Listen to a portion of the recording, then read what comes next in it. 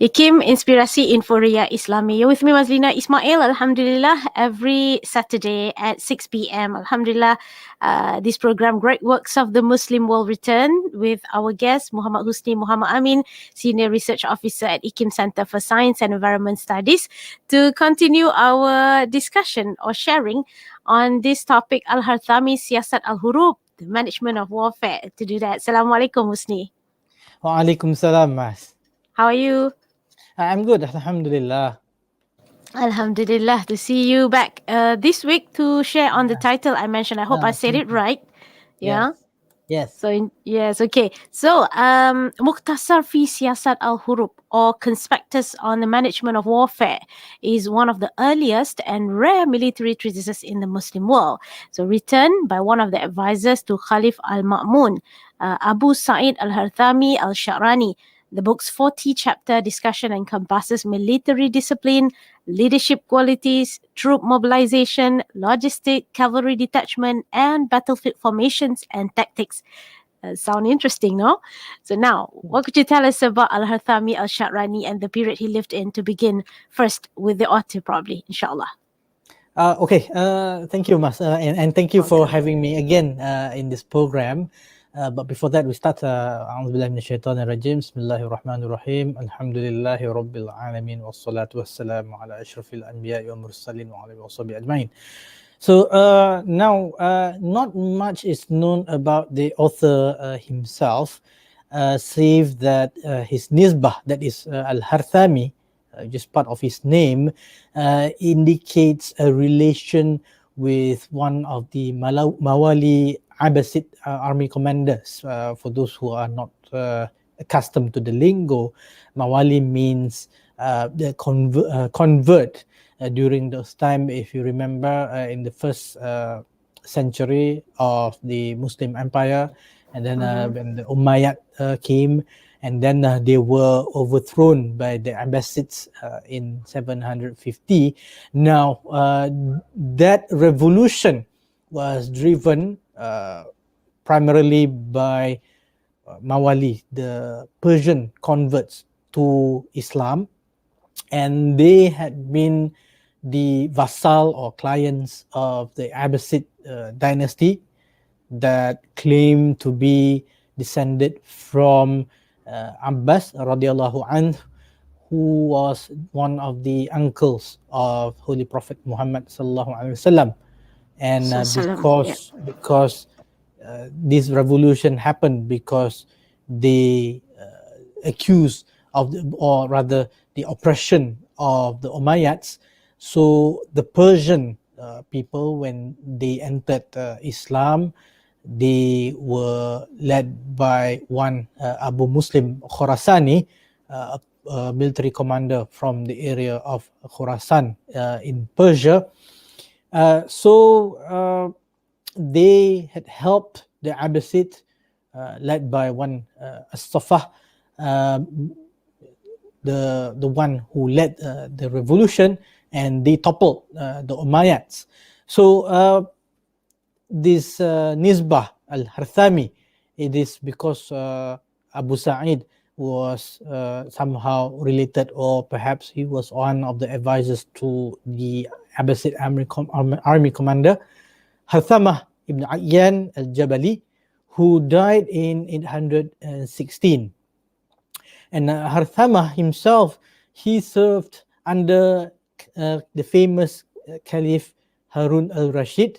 And after Harun al-Rashid died, later Harthama would throw in his support behind his other son Al-Ma'mun, fighting alongside his two other commanders, including Tahir ibn Hussein, during the Abbasid civil war.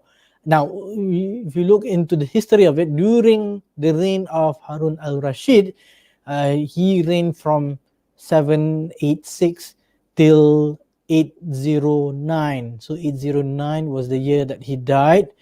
So the Abbasid Caliphate during that time had become an expanding empire with armies on the frontiers of Spain. They were going into Europe, and they were launching incursions into the Byzantine Empire. And within a year of Harun al-Rashid's death, trouble was brewing again in Baghdad, that is his seat of power, uh, due to the weak leadership of his successor, Caliph Muhammad al-Amin. And then there were a crisis that developed between him and his half brother Abu Ja'far Abdullah al-Ma'mun. And al-Ma'mun, the support for him was growing among the local elites in Khurasan, in the area of Persia, in the Iraq, Iran, and also some parts encompassing what we know today to be Afghanistan. And the two exchanged political offenses. They offended one another between 810 till 811, and ultimately this precipitated in the decision by both parties to fight a civil war. So on the side of Al-Ma'mun, there was Tahir bin Hussein, a skillful military strategist, a general. Despite having a force of only between 4,000 to 5,000 men, he unexpectedly managed to defeat the army that Al-Amin fielded, considerably larger force of about 40,000 men under the command of Ali ibn Isa, the governor of Khorasan.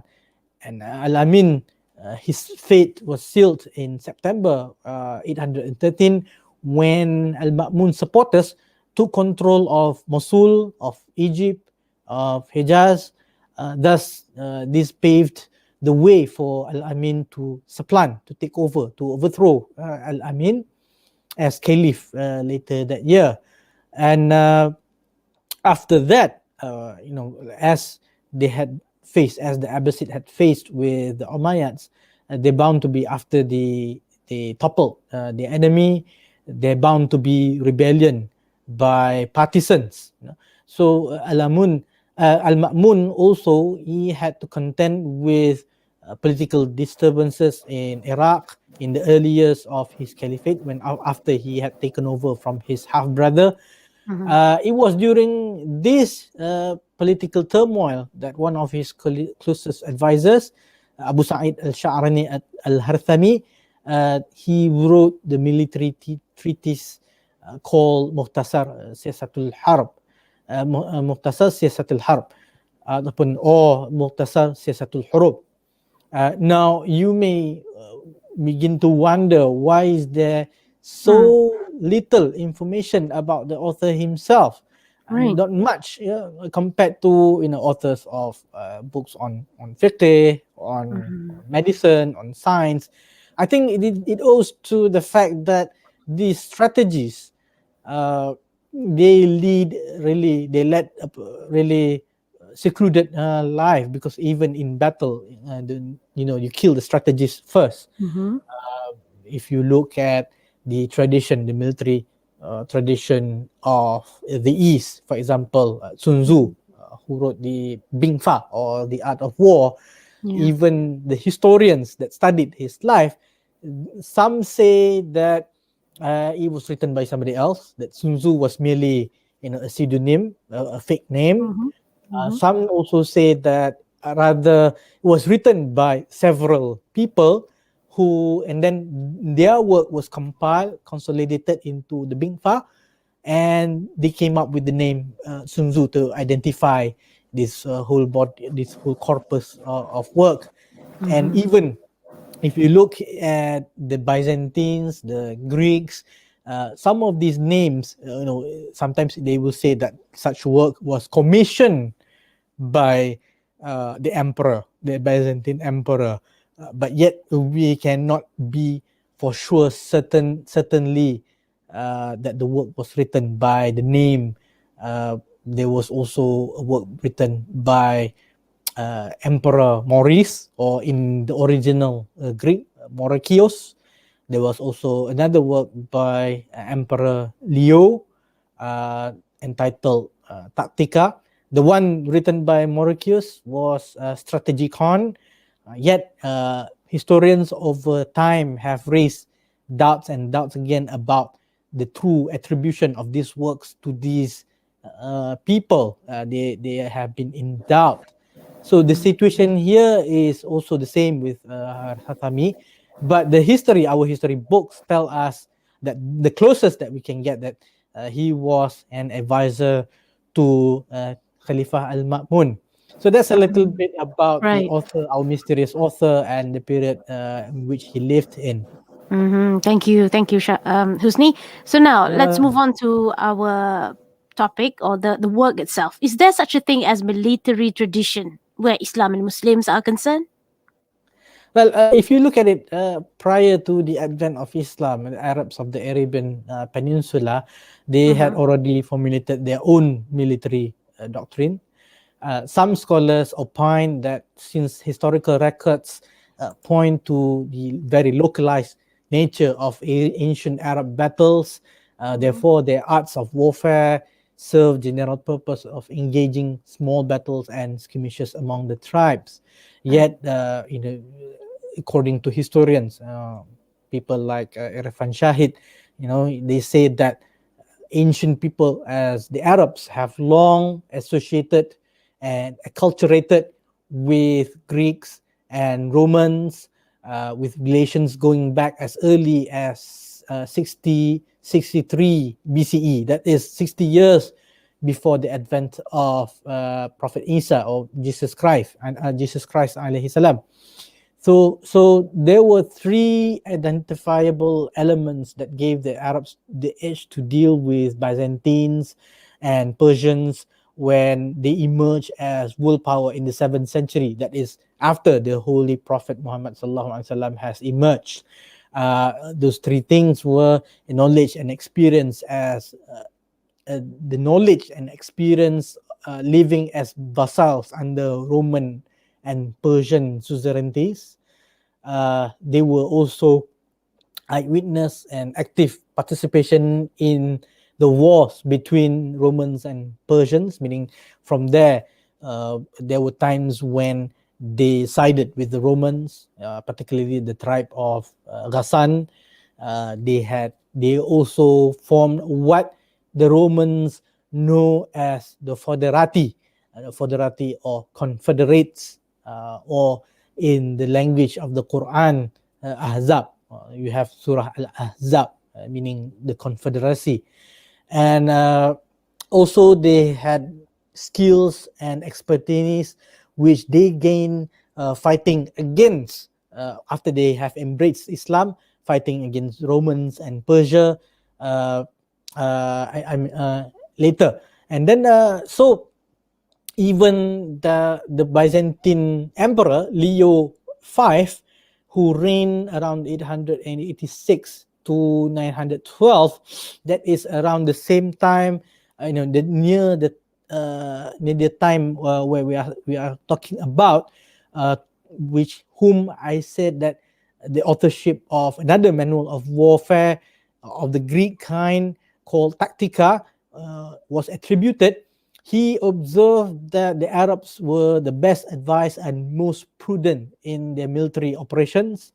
And he also noted remarkable similarities between Byzantine and Arab armies in military practices, both in arms and strategies. But as far as your question is concerned, Mas, we're talking Yeah. about when Islam came. We know from the Sirah, from the Tarikh, Mm-hmm. that the Prophet, the Holy Prophet, he was known to dislike conflicts and going to war, and he has always preferred. He has had always preferred peaceful Right. solutions and trying his best to avoid bloodshed. Yet, True. from the same sources, we know that the Prophet received some training in the use of weapons of war. Mm-hmm. He also possessed marked aptitude for archery. You can find this in the book by Martin Ling Muhammad and his life based on the earliest sources is quite concise yet still rich book on life history of the Prophet.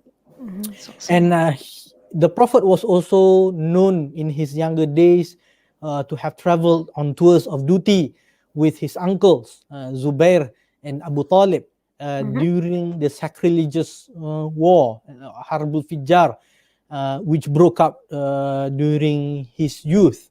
So, with regards to warfare, it is not a strange thing to the Prophet.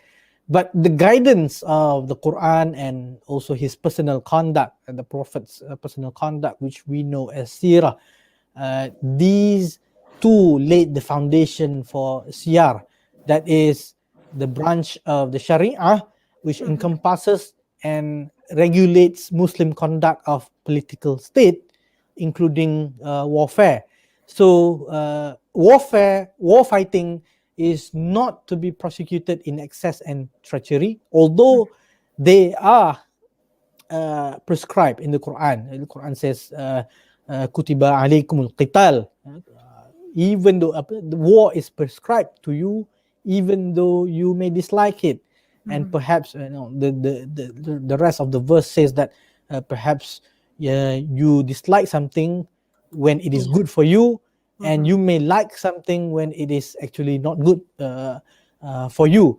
But the Right. coming of Islam serves to regulate warfare.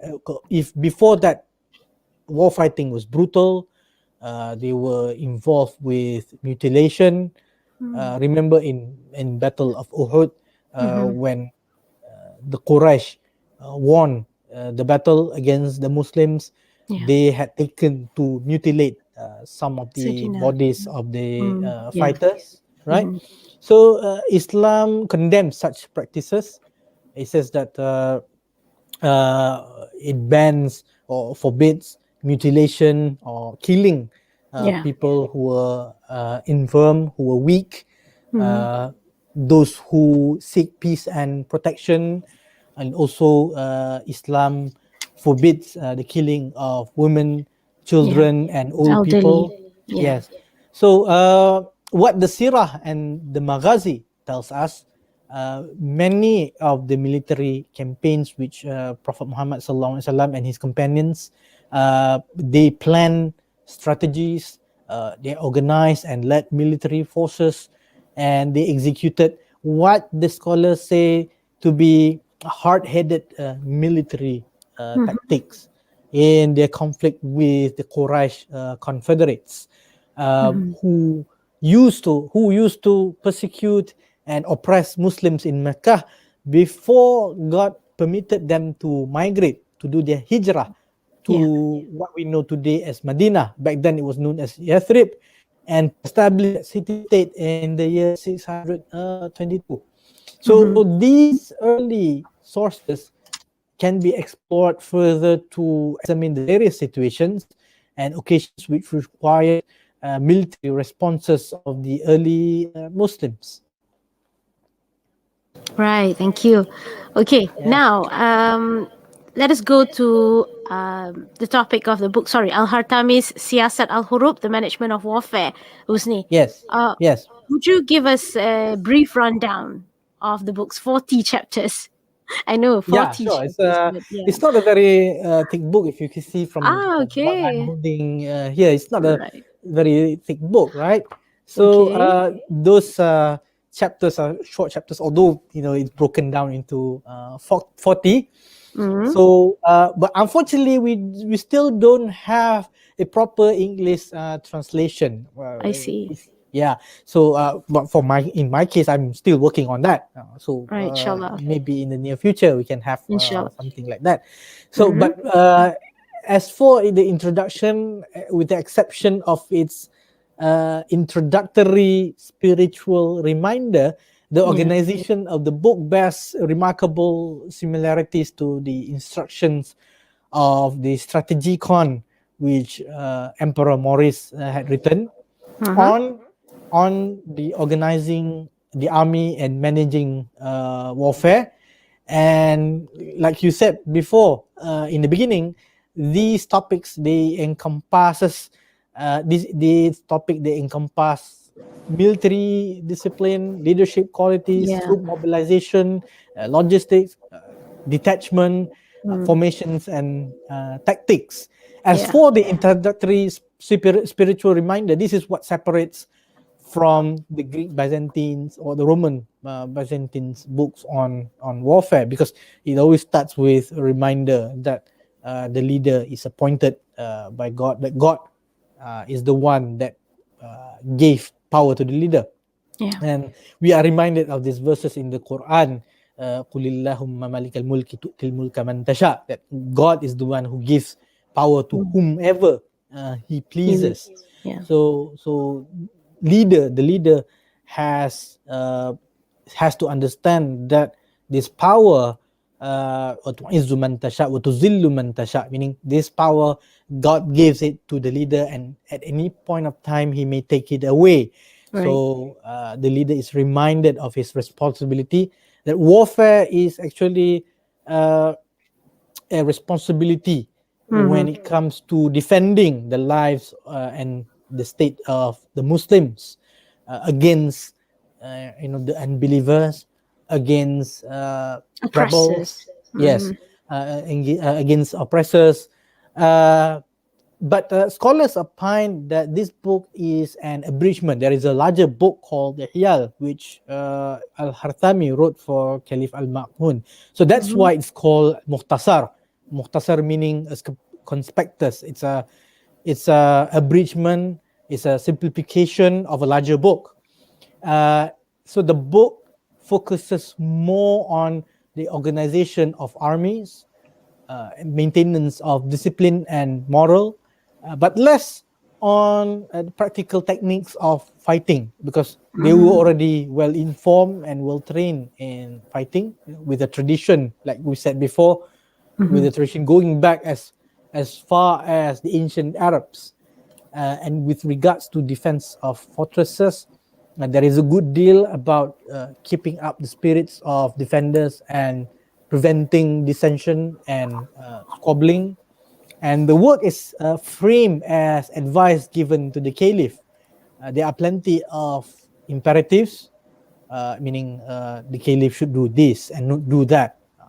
So, and these imperatives focus on the discussion and qualities necessary in a commander. What sort of qualities should a caliph look when appointing military leaders, generals, Right. commanders, uh, that they should be, first and foremost, they should be God fearing people Mm. who have taqwa. Mm-hmm. They should be brave, patient, Yeah. forbearing, and so on. And Mm-hmm. then the discussion moves to intelligence, and throughout the book, Mm-hmm. Al-Harthami stresses intelligence, meaning gathering information, knowing abreast what was going on, and also the use of scouts and spies. These are crucial elements in Mm-hmm. warfare. Mm-hmm. And then the book goes on to describe 30 different types of troops, including scouts, night watchmen, horsemen. During Mm-hmm. that time, horsemen were like the fighter planes of our time. The Mm-hmm. knights, they can really move in the battlefield quickly, and Yeah. strike any battle formations. So then the author describes different sizes of military formations. The smallest between 300 and 500 men. They are called Saraya when they operate by night, and Sawarib if they operate by day. Mm-hmm. And there are also sections that deal with logistics, organization of the march when the soldiers move from one point to another, reaching the battlefield, and making camps, choosing places where they to set up camps, and where to put the horses and where to put the supplies. Then the details go as far as explaining functions and officers in charge, the proper way that the army should march, and the placement of commanders. Mm-hmm. Talking about also defense of the camps. Once you establish a camp, where should you place your sentries, your guards, your palisades. Palisades were walls made up of shafts of trees which have been shorn off, and Mm-hmm. also thorny bushes to prevent, ambushes, to prevent cavalry strike, and also talking about how to choose battlefield and how to arrange the army formations, and talking also about squadrons of horsemen to protect the enemy, the army flanks, the side of. So they arrange, the army is arranged like a dove, like a bird, a hawk or a eagle, with the vanguard in front, Mm-hmm. forming the what you call the beak, and then you have the right wing and the left wing, called the Maimana and the Maisarah, and then the army flanks, which I spoke about, and the tail. So it moves like the army formation moves like a bird on the battlefield. And then there are, of course, sections that discuss fortifications. The commander is told not to fight for things that can be achieved by deception and guile. So there's this principle of minimizing your losses.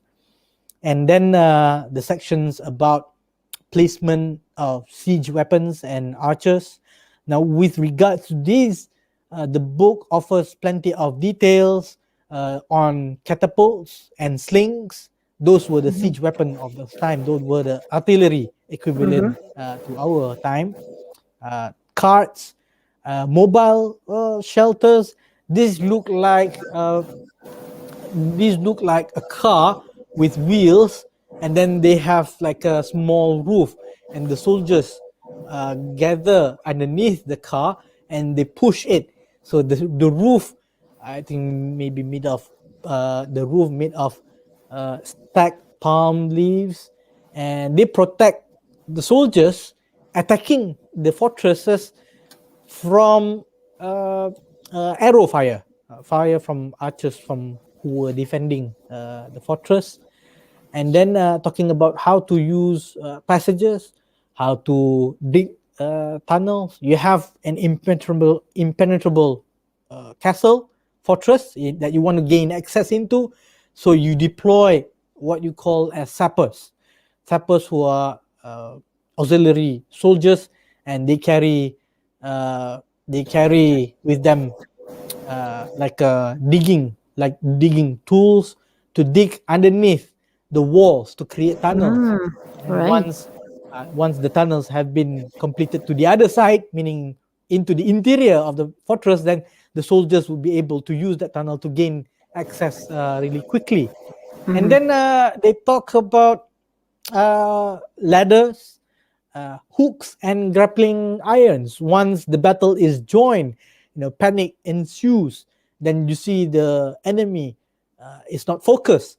And then you deploy, soldiers with ladders, and then they use hooks and grappling irons to climb, to scale the walls quickly.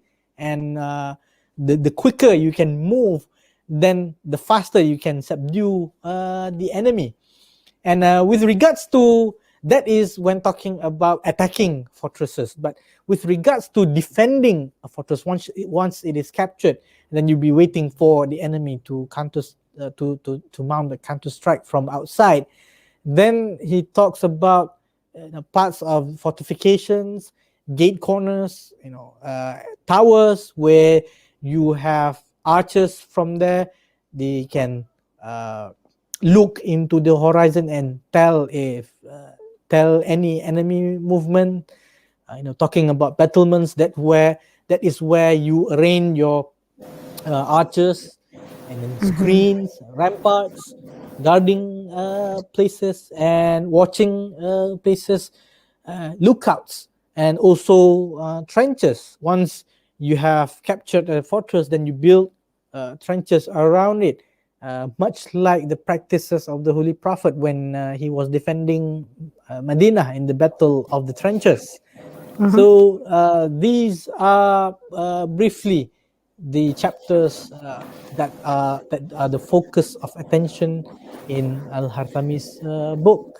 Right. It sound comprehensive, although it's just a brief of the 40 chapters, but you can see that it compasses a lot of matters when it comes to warfare. Yes, it is. Mhm.